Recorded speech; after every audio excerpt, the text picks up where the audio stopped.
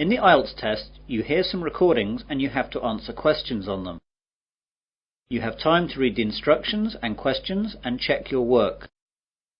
All recordings are played only once. Now turn to Section 1. Section 1. You will hear a conversation between two women as one of the women buys a bus pass. First you have some time to look at questions 1 to 5.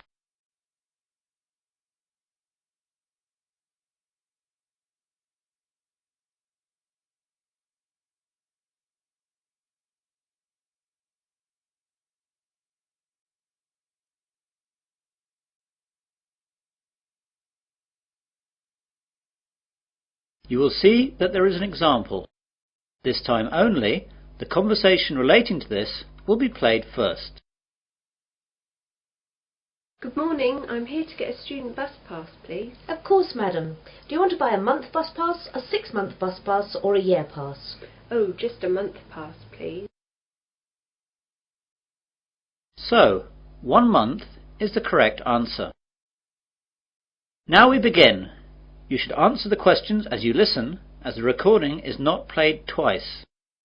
Listen carefully to the conversation and answer questions 1 to 5. Good morning, I'm here to get a student bus pass, please. Of course, madam. Do you want to buy a month bus pass, a 6-month bus pass or a year pass? Oh, just a month pass, please. Right then. I'll just have to take a few details. Yes, of course. First of all, what's your name? Natalie Jameson. And how do you spell Jameson? Jameson. Thank you. And what's your address? 45 Forest Avenue, Newlands, Adelaide. Is that Forest with 1 R or 2 Rs? Just one. And what's the postcode, please? Oh yes, it's 8490. Thanks. Now, what's your date of birth, if you don't mind me asking? Not at all, it's the 13th of May 1982. I also need to know your telephone number here in Adelaide. OK, I just need to check that as I only moved here last week. Now where is it?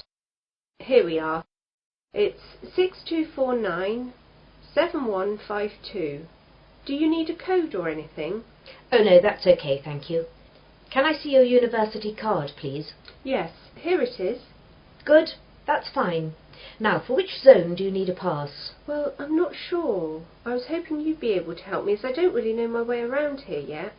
As you know, I live in Newlands and I have to get to the university campus in the centre of town every day. Well, the university is in Zone 1 and Newlands has 2 zones. The side nearer to the town centre is Zone 5, but the far side is Zone 6. What road is it that you live in again? Forest Avenue. Let's see on this map. There it is. The nearest bus stop is in Zone 5. That's lucky. Zones 1 to 6 are $15 more expensive. Great. Make the pass out for zones 1 to 5 then, please. Before the conversation continues, you have some time to look at questions 6 to 10.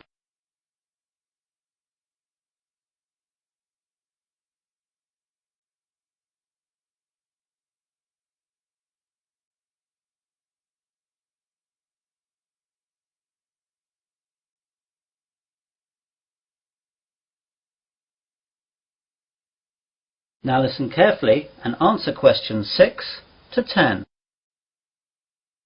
I've got some other questions too, if you don't mind. Sure, go ahead.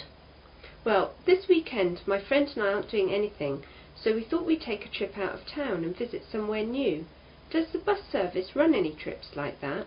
Yes, we've got a selection of trips. I'll tell you about some of them. Thanks. Right. The first one goes up to MacDonald Nature Park. The bus leaves at 8 o'clock and takes about 2 hours to get there, and leaves for the return at 4:30 in the afternoon.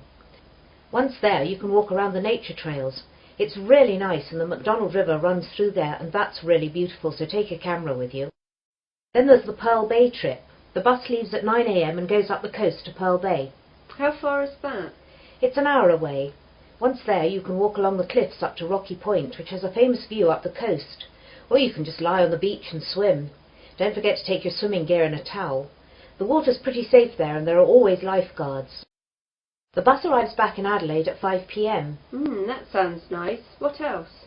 Well, there's the Huron Gold Mine. It's just a half-day trip, leaving here at 9:30 a.m. and arriving back at 2 p.m. It only takes half an hour to get there, which is good. It's an old worked-out mine that has changed into a sort of museum. They have all the old equipment, and a guide takes you round some of the tunnels and shows you some of the techniques they used to use. You might even find some gold they missed. Yeah, I could do with that. It's pretty interesting, but the mines can be quite cold, so take a sweater. So how do those three sound? Quite interesting. I really like the idea of going up the coast and spending a day on the beach, but my friend Karen will like the idea of the nature park. I better wait and check out with her what she wants to do before booking. No problem at all. You just need to pop in sometime during the week and we'll make the booking. Thanks very much. You've been very helpful. No problem. See you later. That is the end of section 1. You will now have half a minute to check your answers.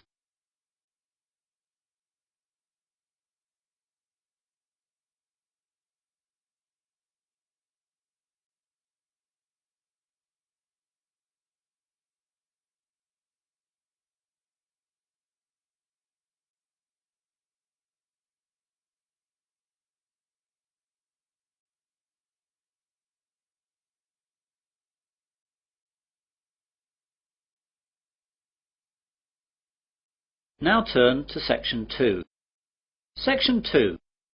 You will hear a radio presenter interviewing a man about the Sydney Harbour Bridge. First, you have some time to look at questions 11 to 16.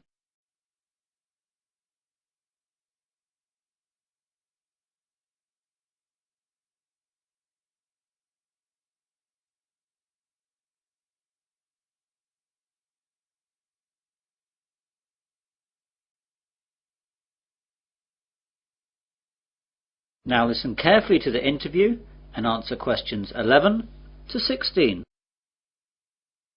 Well, good morning again, everyone, and welcome to Perspective, the weekly New South Wales radio programme on subjects of general interest from our local area.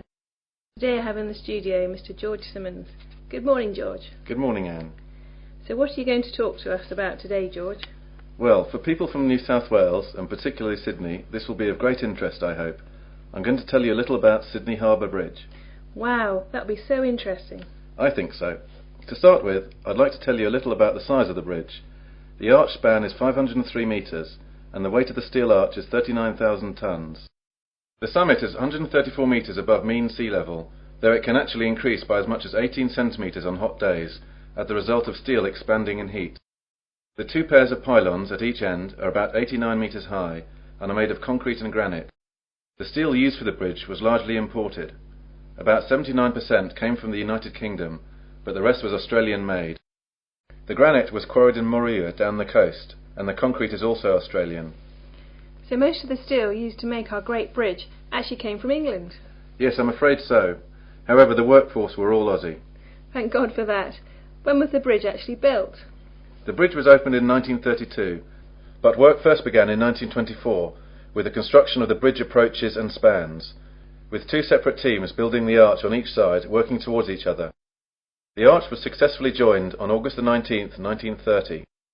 I'm afraid that working practices weren't very fair in those days, and the local government demolished 438 homes, which were in the way of the approaches, and as many as 800 families living there were displaced without compensation. The standards of industrial safety were inadequate too. 16 workers died during its construction, mainly from falling off the bridge. I didn't realise that. Yes, the bridge was formally opened on the 19th of March 1932 by the Premier of New South Wales, Mr. Jack Lang. When it was opened, it was the longest single-span steel arch bridge in the world, and it was one of the greatest engineering masterpieces of its time. Several songs were also composed in advance for the occasion, but these have now largely been lost or forgotten. However, 3 postage stamps were issued to commemorate the opening of the bridge, and these still exist. One of these stamps, with a face value of 5 shillings, is now worth several $100s today. You now have some time to look at questions 17 to 20.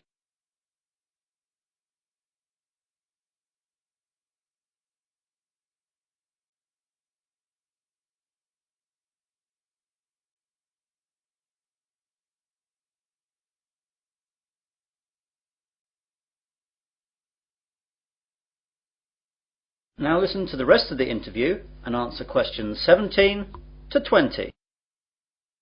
So that's the history of the bridge. Is the bridge still the same today as when it was built? No, it's quite different. The basic structure is the same, of course. Originally, the bridge was constructed to carry a road, 2 sets of tram lines and railways. In 1957, the 2 tram lines were removed when Sydney abolished its trams, thus giving the bridge 2 more traffic lanes. Today it carries 8 traffic lanes, 2 railroad lanes and a footpath along its eastern side. One of the eastern traffic lanes is now a dedicated bus lane. The bridge is often crowded, and in 1992 the harbour tunnel was opened to help carry the traffic load. More than 160,000 vehicles cross the bridge each day. Before the harbour tunnel was opened, this figure was as high as 182,000, and would be much higher today if it were not for the tunnel.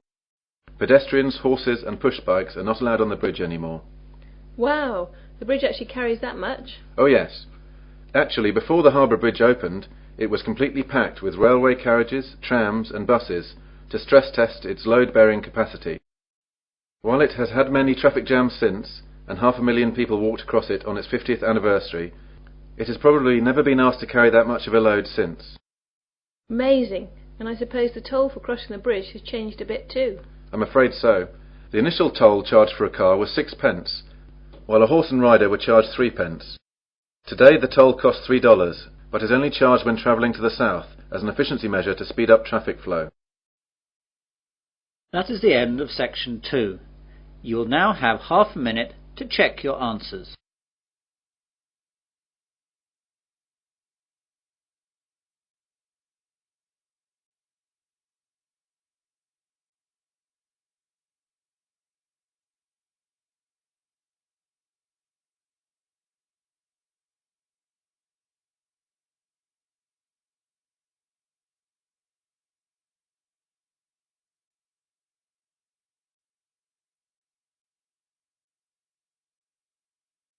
Now turn to section 3. Section 3. You will hear 3 students discussing a survey they are going to do. First, you have some time to look at questions 21 to 27.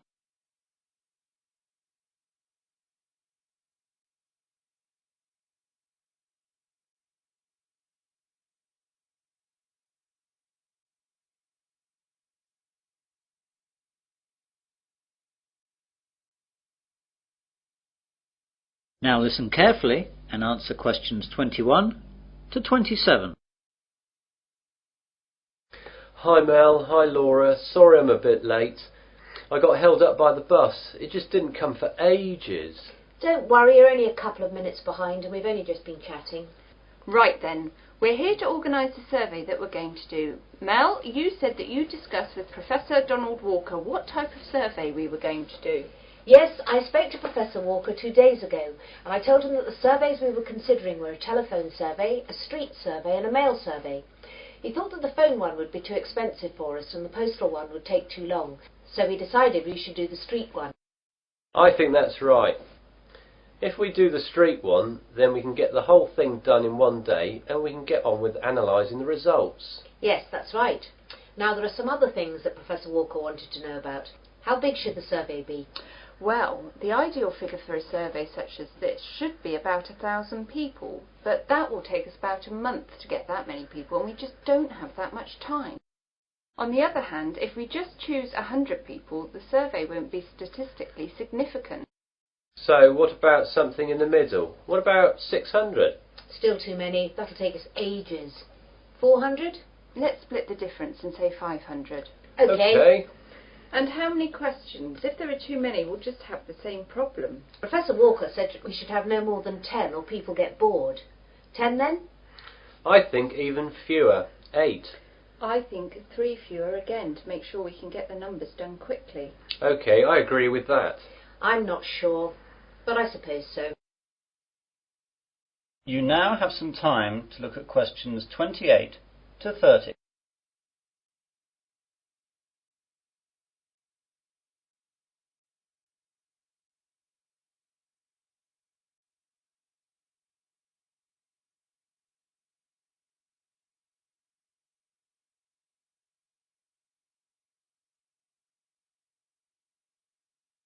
Now listen to the rest of the discussion and answer questions 28 to 30. Now, Professor Walker asked where we were going to do the survey. Does he want to avoid that area then? Probably. Now, we can either all stay together or split up and do different locations. Well, if we split up, then I think we've got a better chance of getting more people surveyed. Yes, I agree with Laura. OK. Now, I made a list of the possible locations in Wesley where we could station ourselves.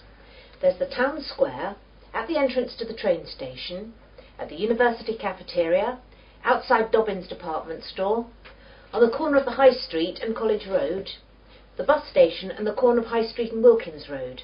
What do you think? I think the square is great, but the people at the train station will be travelling and often in a hurry. I agree with all of that, and I think the bus station will have the same problem as the train station.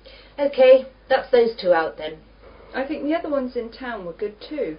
The cafeteria will have too many students, and that will create too great a bias to our survey. We need a good cross-section of the population, and anywhere too close to the university won't give us that. Laura's right. So, out of the other town ones, I think that the two on the High Street corners are good. I don't agree. The High Street corner with College Road would be good, but the corner with Wilkins Road is too far out. Not enough people will come by there. Yes, Mel's right there. We should use Dobbin's department store instead. I can see your point. OK, that's settled then. All three of us will be stationed in town then, but not the Wilkins Road position. That is the end of section 3. You will now have half a minute to check your answers.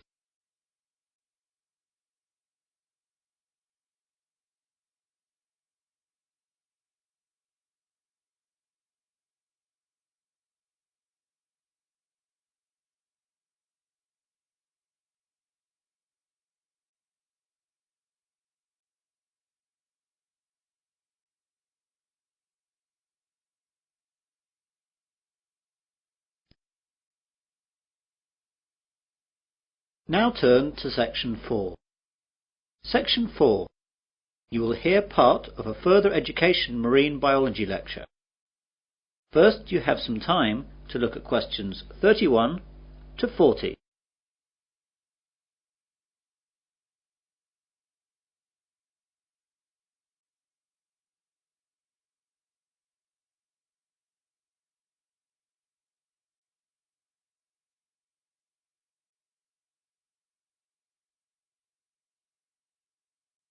Now listen carefully and answer questions 31 to 40.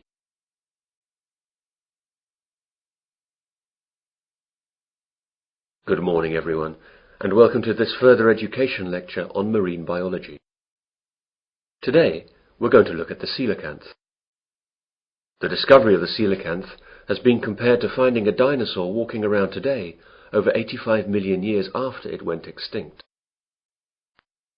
The story began a few days before Christmas in 1938, when the first living coelacanth was discovered off the east coast of South Africa at the mouth of the Chalumna River. The fish was caught in a shark gill net by Captain Goosen and his crew, who, recognizing the bizarre nature of their catch, alerted the local museum in the small South African town of East London. The director at the East London Museum at the time was Miss Marjorie Courtney Latimer, after whom the coelacanth was eventually named. Miss Courtney Latimer offered bounties to fishermen for unfamiliar fish. It was Miss Courtney Latimer who alerted the prominent South African ichthyologist Dr. J. L. B. Smith, who initially identified the fish, and subsequently informed the world about this amazing discovery. This first coelacanth led to the discovery of the first documented population off the remote Comoros Islands between the mainland of Africa and Madagascar. For 60 years, this was presumed to be the only coelacanth population in existence. Originally, it was a concern that the coelacanth might have a very limited range, and that overfishing along the Comoros Islands might wipe it out. However, scientists were amazed when, on July 30th, 1998, an American scientist discovered a coelacanth population in Indonesia. Dr. Mark Erdmann was on a honeymoon trip to the area investigating a coral reef research site when he spotted a strange fish being wheeled into the fish market. He recognized the fish as a coelacanth and snapped a picture before it was sold. Dr. Erdmann's subsequent research revealed that the people from Sulawesi had a name for it: Raja, King of the Sea. The Sulawesi coelacanth colony is about 10,000 kilometers east of where the coelacanths were previously known to occur in the western Indian Ocean. Both Sulawesi and Comoros coelacanths are quite different from all other living fish, but perhaps the most interesting feature of the coelacanth is that it has paired lobed fins, which move in a similar fashion to our arms and legs. Coelacanths also have an extra lobe on their tail and a vertebral column that is not fully developed. They are the only living animal to have a fully functional intercranial joint, a division that separates the ear and brain from the nasal organs and eye, and allows the front part of the head to be lifted when the fish is feeding.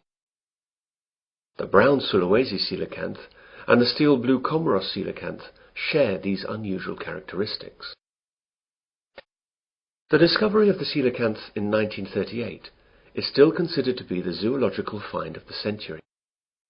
This living fossil comes from a lineage of fish that was thought to have been extinct since the time of the dinosaurs.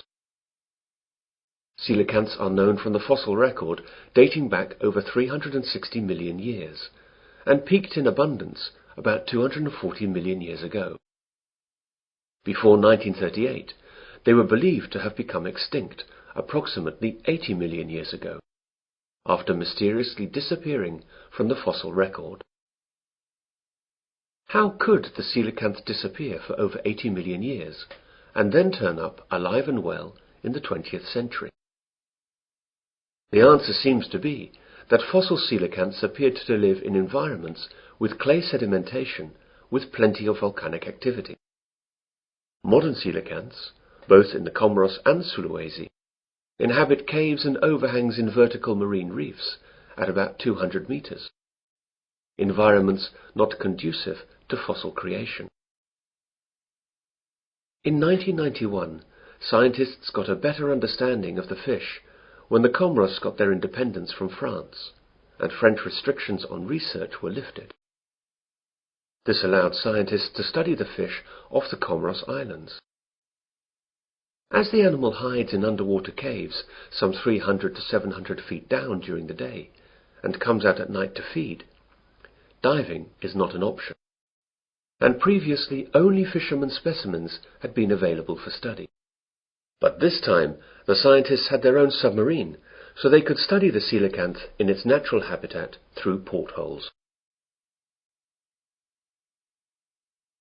That is the end of section 4. You will now have half a minute to check your answers.